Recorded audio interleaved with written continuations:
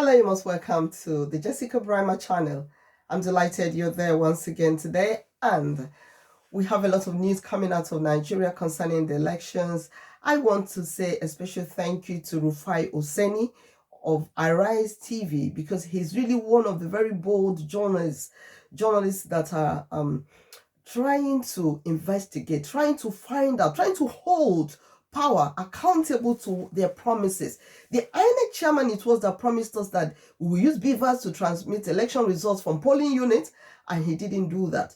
The Electoral Act 2020 insists you must transmit elections through the Bvas from polling units.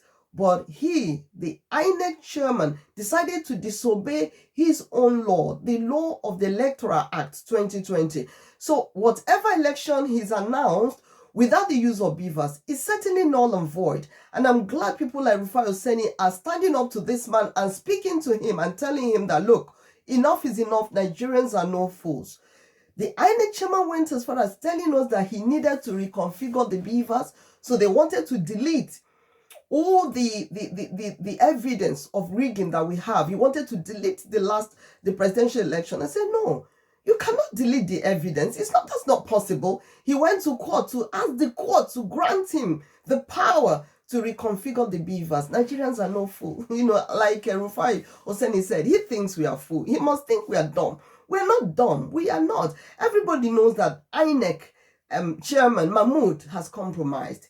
He's certainly compromised, and who knows how many millions he's accepted to sell his soul in this way. It's so heart-wrenching, it's disgusting, it's immoral, it's wrong, it's all shades of wrong.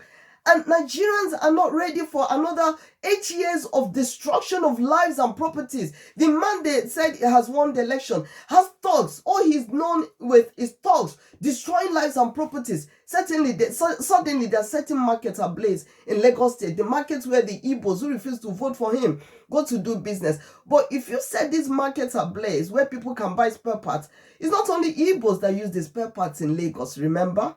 It's not only Igbos. So if you set all the markets ablaze, every car owner in Lagos will have to probably go to the moon to buy their spare parts. So they thought, what is so shocking is they assured us that the security agencies will be there to stop ballot box snatching and all that.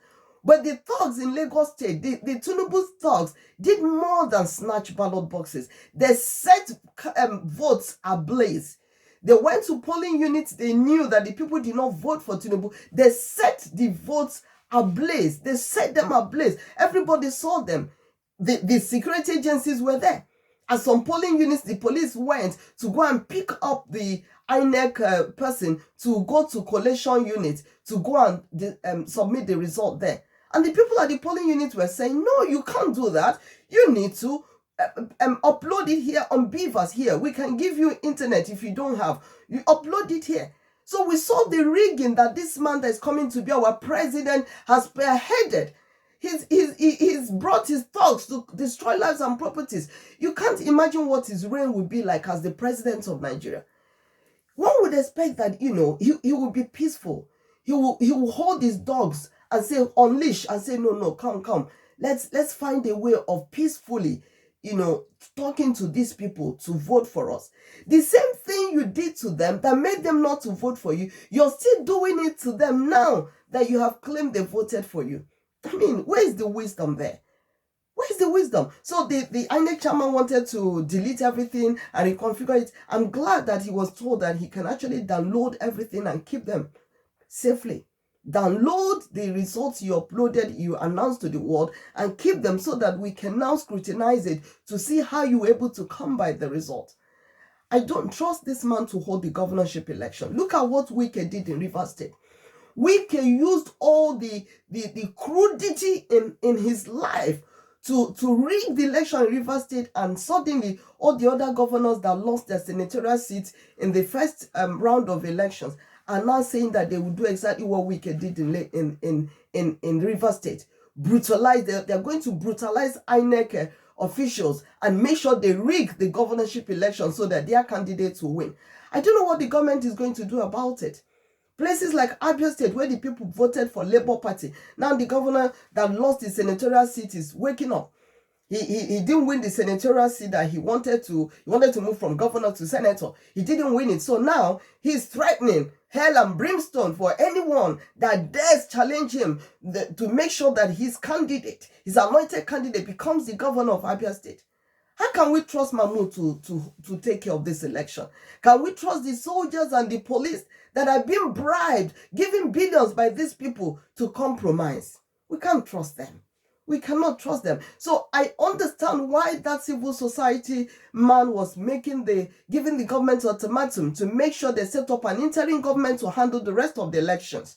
Set up an interim government to see through what Mahmoud did. There has to be a third party to see through all the rubbish Mahmoud did, to see that he rigged the election. And Mahmoud has no moral right to remain the Inec chairman. He doesn't have that right anymore. He's lost the trust. He's lost the trust of Nigerians. We don't trust him anymore to conduct any free and fair election. Enough is enough. Everybody must speak up. When I think of the fact that Buhari is just sitting there, Mr. Integrity, that we voted to power, Mr. Integrity, they told us that he has abundance of integrity. He's sitting there watching all this rigging. He cannot tell us he's not party to it. Buhari, it means you're party to this rigging, and you starved Nigerians of funds, trying to convince us that, oh, you want a free and fair election. So you think the only way to do free and fair election was to starve Nigerians to death, deny them of their hard-earned money in the banks. Now what has happened? You are supporting this daylight robbery, sham election conducted by INEC chairman. You're supporting it. You're Buhari, you are supporting it. I look at all these leaders and I say, are you not human? Are you people not human? It's interesting that Obasanjo is standing on the side of the people and saying that, oh, people should come out and protest. In that telephone conversation he had with Charlie Boy, which Charlie Boy published online, he was saying people should come and sit out and protest and sit through it. They should occupy the whole nation and make sure that the government doesn't go ahead with the robbery named presidential election. It's good Obasanjo is saying that, but I'm sure Obasanjo is having many regrets. Wherever he is now, he's having many regrets. Just as Buhari will retire and have loads of regrets for what he has put Nigerians through during his regime.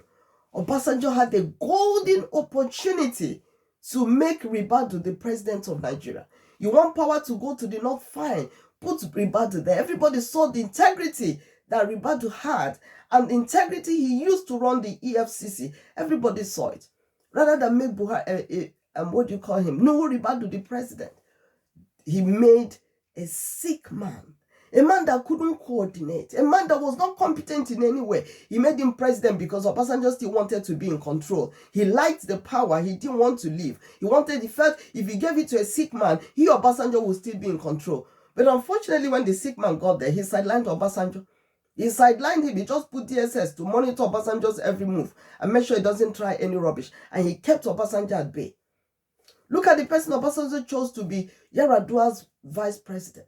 You knew Yar'Adua was ill. If you meant well for Nigeria, you would give him a vice president that was competent and capable. Jonathan was not competent and capable. Of course, yes, he's a nice man, he's a gentleman, but that's not what we want. Mommy is coming, stay there, it's okay. It's okay, I'm coming. Mommy loves you. Mommy loves you.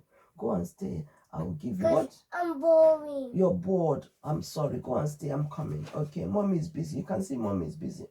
Use the phone. I'm coming. Okay. Mommy loves you. Okay. Okay. Good girl.